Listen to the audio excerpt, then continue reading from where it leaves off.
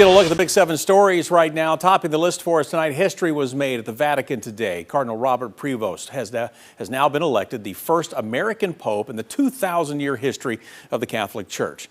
You know, Pope Leo XIV is a 69-year-old former missionary who spent much of his career serving in Peru and recently led the Vatican's powerful Office of Bishops. Now, cheers, as you can hear, rang out in St. Peter's Square as white smoke signaled his election. Locally, the Diocese of Knoxville joining Catholics around the world in celebrating today's news. Bishop Mark Beckman, who has met the new Pope before, shared this message.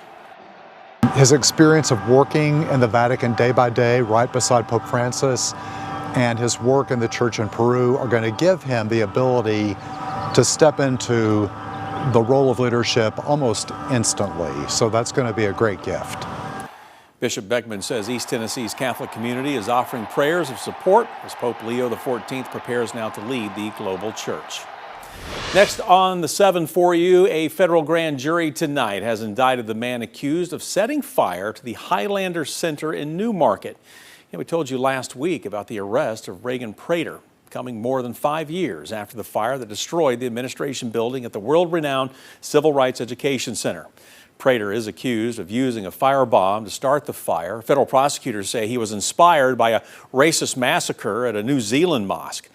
Now, the Department of Justice says Prater was in court today and pleaded not guilty. A federal judge ordered Prater held in jail until trial, with a date for that trial to be set for July 15th. Prater faces, by the way, between 5 and 30 years in prison. We'll keep you posted as the process moves ahead. A second person facing charges in connection to the 2023 death of 17-month-old Elena Hembrey. Court records confirm that Harvey Gullahan has now been charged with murder and criminal abuse in the first degree. He was among several other suspects whose DNA was tested in connection with this case. Now, through the investigation, it was determined that Gullahan was directly involved in the events that led to the death of the child. Hembrey died last July from blunt force trauma. Her mother, Erica Lawson, already indicted for murder, and prosecutors are seeking the death penalty. Of course, we'll keep you updated on any new developments. Sevier County Sheriff's Office investigating a string of burglaries that have happened over the last few days in the New Center neighborhood in Sevierville. According to the sheriff, as of Tuesday, there have been 5 separate cases involving belongings being taken from vehicles in the neighborhood, which is behind New Center Elementary. And while they tell us the investigation is still in its early stages, people in that area are unsettled. You know, we talked to one neighbor who says they saw the man they believe is responsible for the burglaries rifling through one of their cars before running off. She says luckily none of their belongings were taken, but people in that area have lost IDs, credit cards, cameras, even a gun. Even when I was pulling up in my driveway, getting out of my car to go inside, like I kept looking over my shoulder, like, is there going to be somebody back there? Like, and that's just not something that we usually ever have to think of, and I wouldn't think that would happen, especially here. So it's definitely it's caught us all off guard, I think.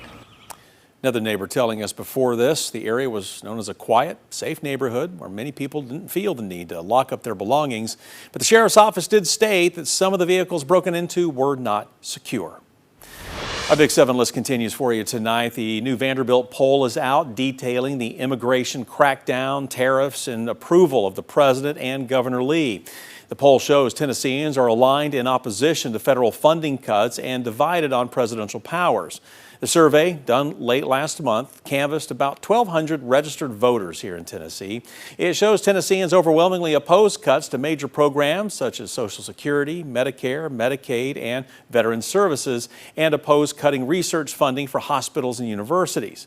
And looking at tariffs, according to the poll, fewer than half of Tennesseans support President Trump's tariffs, regardless of party affiliation. Inflation is a top concern also. Now, across party lines, 85% say the cost of living is somewhat or very expensive.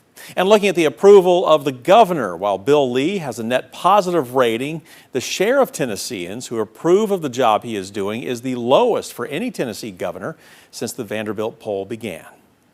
Governor Lee's numbers are a little bit down, and that could be a consequence of the voucher controversy. That's never been wildly popular. People have had lots of concerns about it.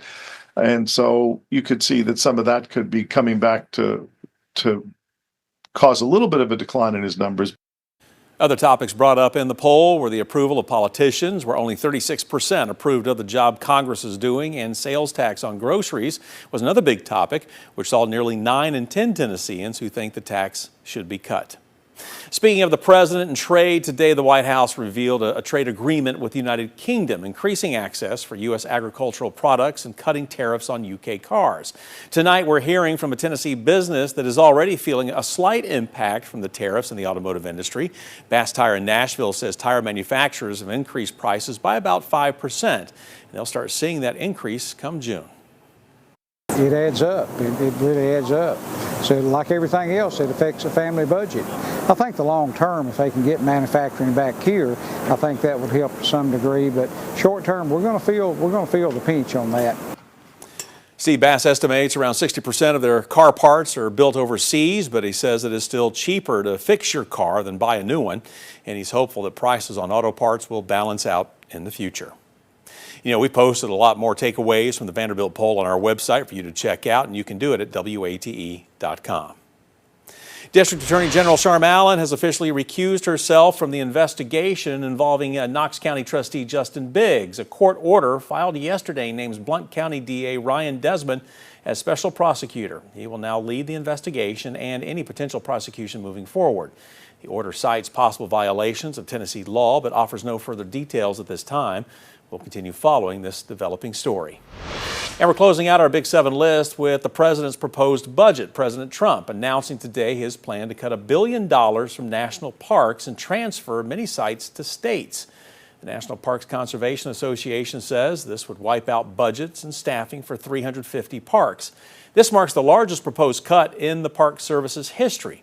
The idea of transferring park operations to states is raising concerns about the future management and preservation of the sites.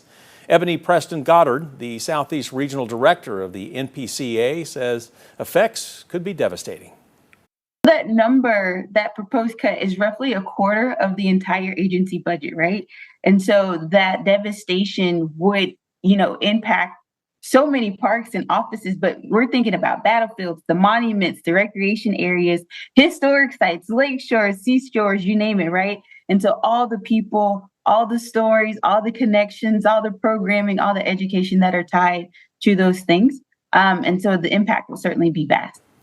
Goddard encourages people to continue to visit the parks, let your concerns be known, and thank your park rangers for what they do.